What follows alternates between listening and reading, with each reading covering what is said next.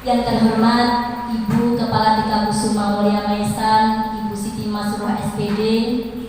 Yang terhormat teman-teman sejawat, baik kelompok A, guru kelompok B maupun guru kelompok Tafid yang sangat saya cintai. Alhamdulillahirrahmanirrahim, puji syukur kepada Allah atas limpahan rahmatnya sehingga pada siang hari ini kita dapat berkumpul di sini dalam diseminasi budaya positif dalam keadaan sehat walafiat. Shalawat serta salam semoga terlimpah kepada junjungan Nabi kita Muhammad SAW. Biqaulina Allahumma sholli ala Sayyidina Muhammad. Bapak Ibu yang kami hormati, sebelumnya saya sangat berterima kasih sekali atas waktu dengan meluangkan waktu yang seharusnya sudah pulang ya, tapi harus menunggu saya untuk menyebarkan pemahaman tentang budaya positif khususnya di sekolah. Hari ini sebelumnya ya saya akan membacakan pernyataan. Kira-kira setuju apa tidak? Yang pertama, memberikan hukuman dapat mendisiplinkan murid. Setuju apa tidak? Tidak. Oke. Yang kedua, memberikan hadiah dapat meningkatkan prestasi murid. Setuju apa betul dia kira-kira? Memberikan hadiah.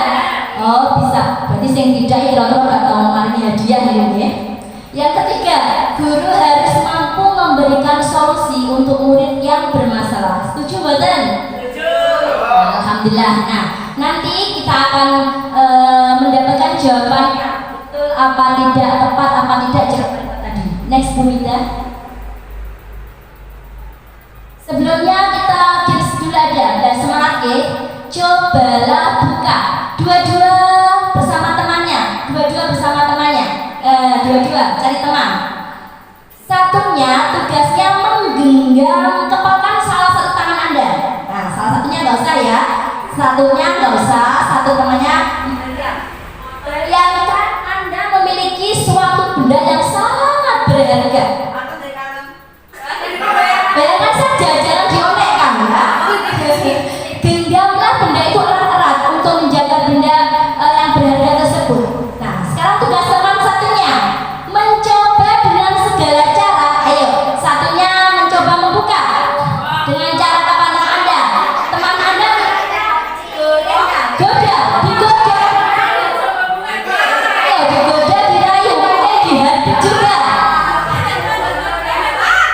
Apa mungkin ditawarkan paper? Gimana? Kira-kira teman Anda bersedia membuka kepala tangan Anda apa tidak ya? Oh, nah itulah. Berarti kira-kira yang mengendalikan kontrol itu siapa? Diri kita apa orang lain? Diri kita sendiri. Nah ini nanti yang akan saya bawa ke budaya positif.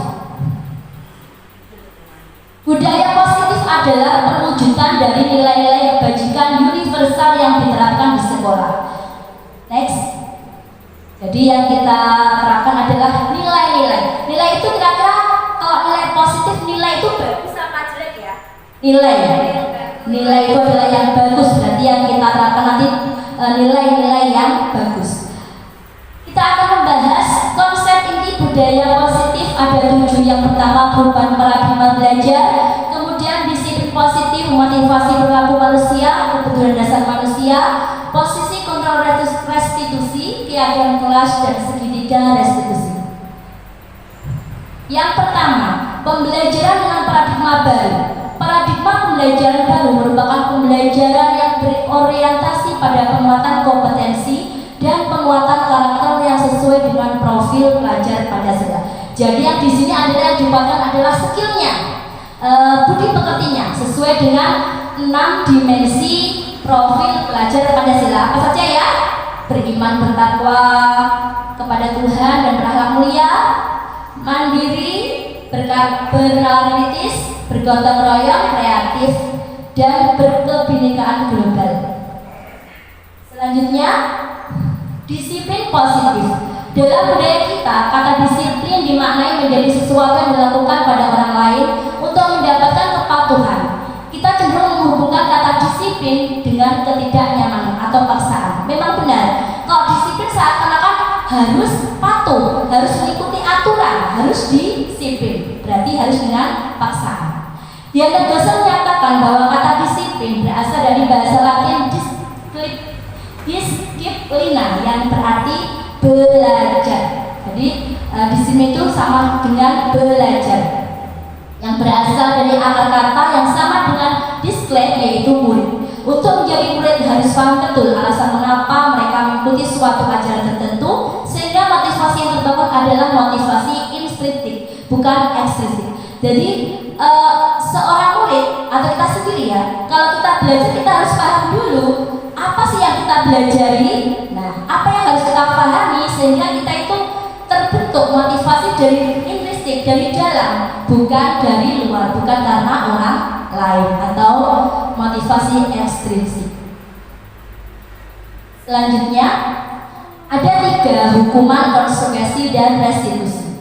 Kalau hukuman ciri-cirinya itu mendorong menyalahkan diri, jadi seakan-akan kita tuh berbuat salah terus kemudian dihukum. Kalau konsekuensi mendorong kepatuhan, dengan konsekuensi akhirnya terdorong kepatuhan karena ada 2 pihak.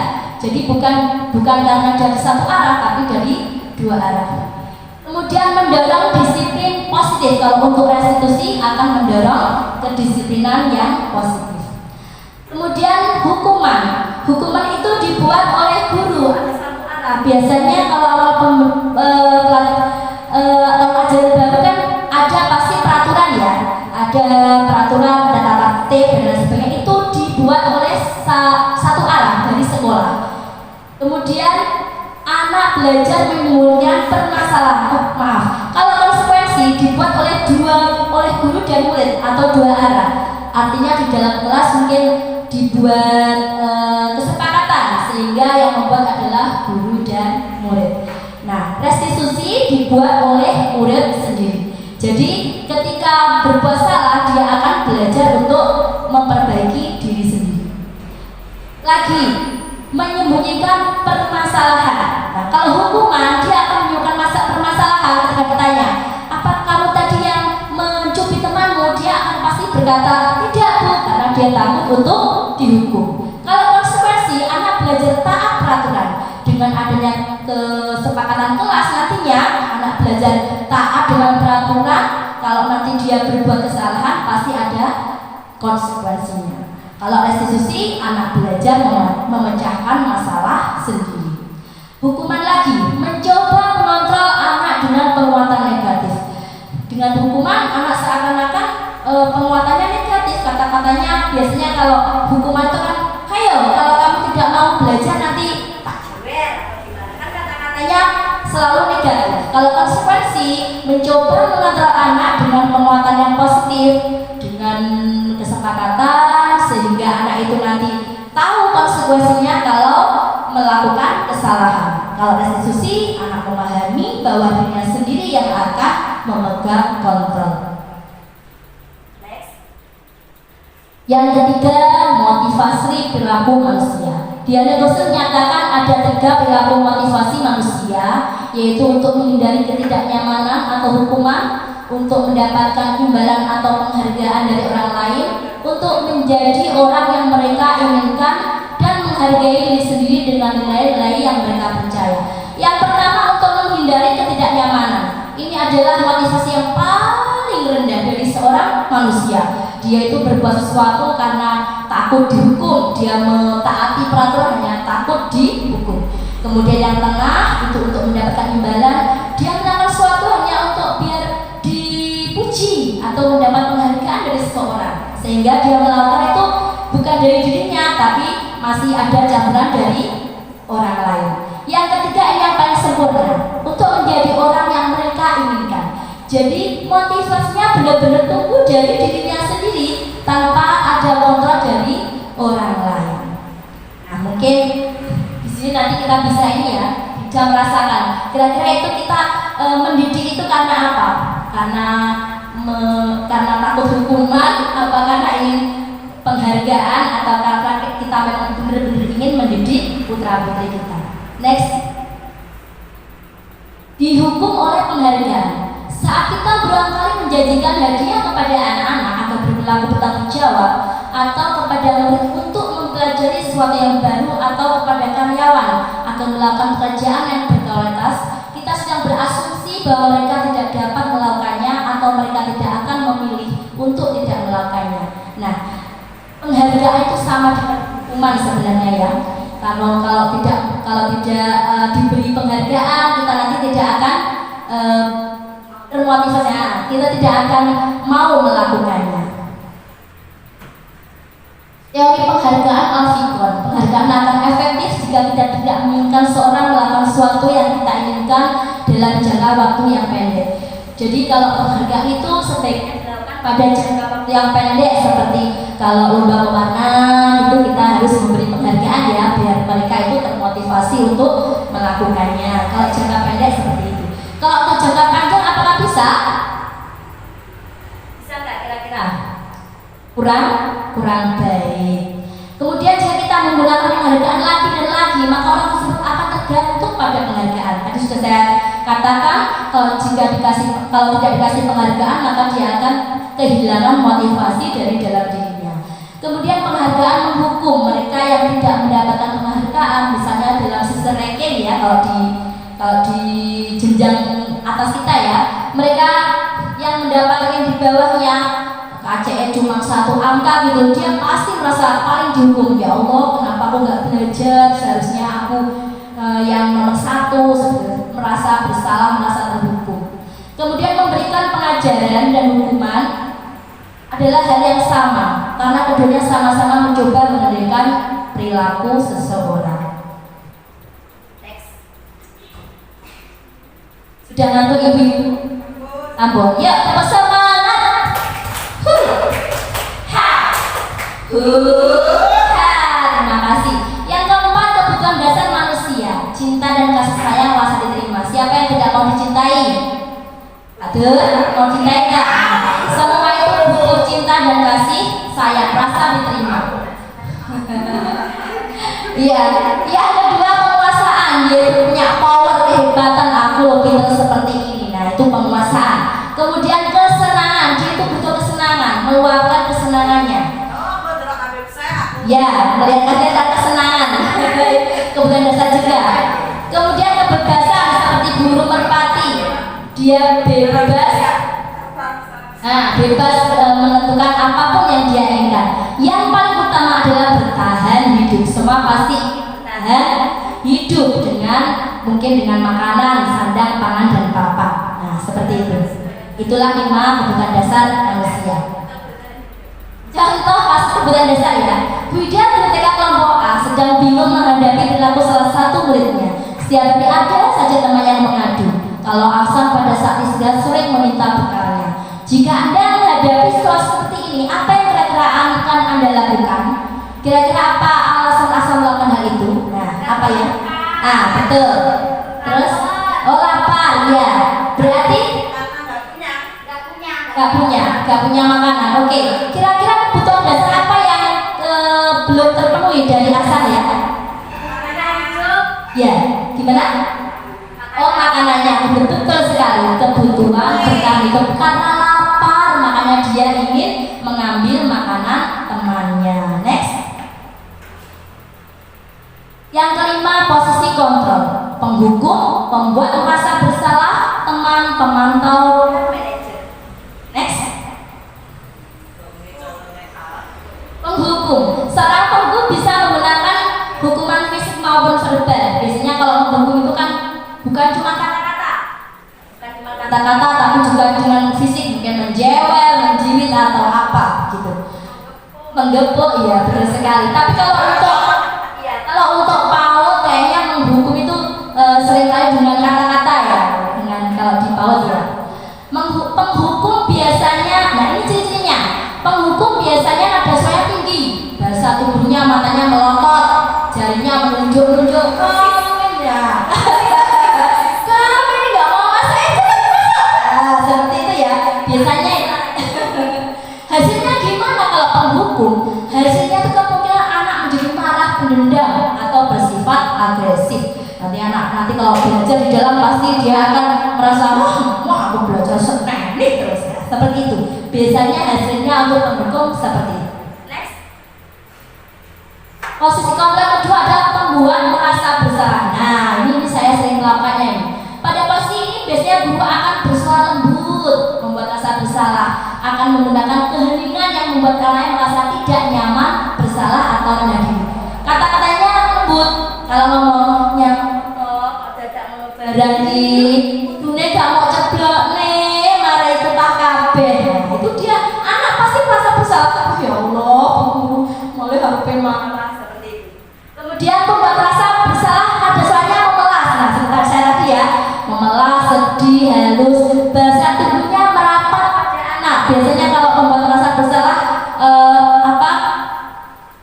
dengan merangkul juga, tapi kata-katanya membuat anak tidak nyaman. Hasilnya gimana? Murid akan merasa bersalah telah mengecewakan bapak ibu gurunya. Murid akan merasa gagal dan tidak sanggup membahagiakan orang lain. Terkadang sikap seperti ini malah berbahaya dari sikap penghukum, Bu. Karena apa? Emosinya tertanam, tidak terluapkan. Sewaktu-waktu bisa meletus, bisa seperti bom. Itulah pembuat rasa bersalah. Next. Posisi ketiga, teman. Pada posisi ini guru tidak akan menyakiti murid, namun akan tetap mengontrol murid. Guru pada posisi teman bisa negatif ataupun positif. Maksudnya negatif itu bisa menjadi teman ya. Kalau positif bisa menjadi teman. Biasanya ada suaranya akrab, ramah dan bercanda. Bahasa tubuhnya merapat pada anak, mata dan senyumnya juga sebenarnya biar kalau anak-anak mengakrabi anak-anak. Hasilnya gimana? Murid akan merasa senang dan akrab dengan guru ini. Dampak positifnya itu hanya saja dampak negatifnya menjadi bergantung. Jika ada masalah, murid akan mengandalkan guru tersebut untuk membantunya. Kemudian posisi pemantau, ini biasanya kepala sekolah nih, pemantau ya, selalu memantau, artinya kan mengawasi. Pada saat kita mengawasi kan kita bertanggung jawab atas perilaku orang-orang yang kita awasi. Biasanya nada suaranya datar, ayo cepat sana, gitu. Bahasa tubuhnya itu formal, tegas, tegap, tapi agak keren gitu ya. Murid memahami konsekuensi yang harus dijalankan karena telah melanggar peraturan. Artinya hasilnya anak jadi tahu, oh aku ki salah, kata bu guru salah, aku berarti harus cepat-cepat cepat apa bu? Membenahi. Ya, itu pemantau biasanya oleh kepala sekolah. Selanjutnya yang terakhir adalah manajer. Ini adalah posisi yang terbaik di antara 5 tadi ya. Posisi manajer adalah posisi di mana guru berbuat sesuatu bersama murid, mempersilahkan, mempertanggungjawabkan. Nada suara tulus, bahasa tubuhnya tidak kaku. Hasilnya pun murid akan memahami rasa tanggung jawab, sehingga untuk menyelesaikan permasalahannya dia akan mencari solusi bersama ibu guru. Selanjutnya, keyakinan kelas. Dengan disiplin positif, dengan menumbuhkan disiplin positif, kita membuat keyakinan kelas atau kesepakatan kelas. Kalau untuk di TK dengan simbol-simbol atau dengan gambar-gambar. Kalau mungkin di jenjang atas kita bisa kita menuliskan apa yang tercurah dalam hati. Tapi kalau di PAUD, kalau di TK, insya Allah nanti dengan simbol-simbol saja. Nah, bisa dibaca ya. Pernyataan-pernyataan yang umum senantiasa dibuat dalam bentuk yang positif. Keyakinan kelas sebaiknya sesuatu yang dapat diterapkan dan semua warga kelas hendaknya berkontribusi dalam pembuatan keyakinan kelas. Jadi dibuat bersama-sama, disepakati bersama-sama, dijalankan bersama-sama sehingga tercipta disiplin yang positif. Terakhir, oh ini contohnya. Ini kemarin saya sudah membuat keyakinan kelas bersama kelompok A ya. Anak-anak antusias sekali. Tidak membuang yang negatif, tidak membuang sampah di kelas, tapi yang positifnya buanglah sampah pada tempatnya. Kemudian tidak boleh berkelahi. Kata-kata masih negatif kita bentuk menjadi yang positif, yaitu menyayangi teman. Yang terakhir yang ada gambar jamnya itu anak-anak paling suka itu adalah tidak boleh tidak mengerjakan gitu kemarin ya, tapi saya rubah yang positif adalah mengerjakan tugas dengan tepat waktu. Next. Yang terakhir restitusi. Segitiga restitusi nanti ya. Restitusi adalah proses menciptakan kondisi bagi murid untuk memperbaiki kesalahan mereka sehingga mereka bisa kembali pada kelompok mereka dengan karakter yang lebih kuat. Next. Ciri-cirinya, restitusi bukan untuk menebus kesalahan, namun untuk belajar dari kesalahan. Restitusi memperbaiki hubungan. Restitusi adalah tawaran, bukan paksaan. Jadi kalau tawaran kan, ayo gimana, kamu ini diselesaikan bagaimana caranya. Jadi bukan dipaksa kamu harus menyelesaikan. Tidak. Restitusi itu bersifat menuntun untuk melihat ke dalam diri, fokus pada karakter yang bukan tindakan, dan menguatkan dan fokus pada solusi. Intinya adalah mencari solusi dari sebuah permasalahan. Nah, ini perwujudan dari segitiga restitusi: memvalidasi tindakan, menstabilkan identitas, dan yang terakhir adalah menyatakan keyakinan. Ya, caranya penerapannya adalah dengan menstabilkan identitas dulu. Kenapa? Kamu tenang saja, nggak usah khawatir, dulu juga pernah melakukannya seperti itu. Kemudian memvalidasi tindakan yang salah, kenapa kamu tadi melakukan seperti itu, dan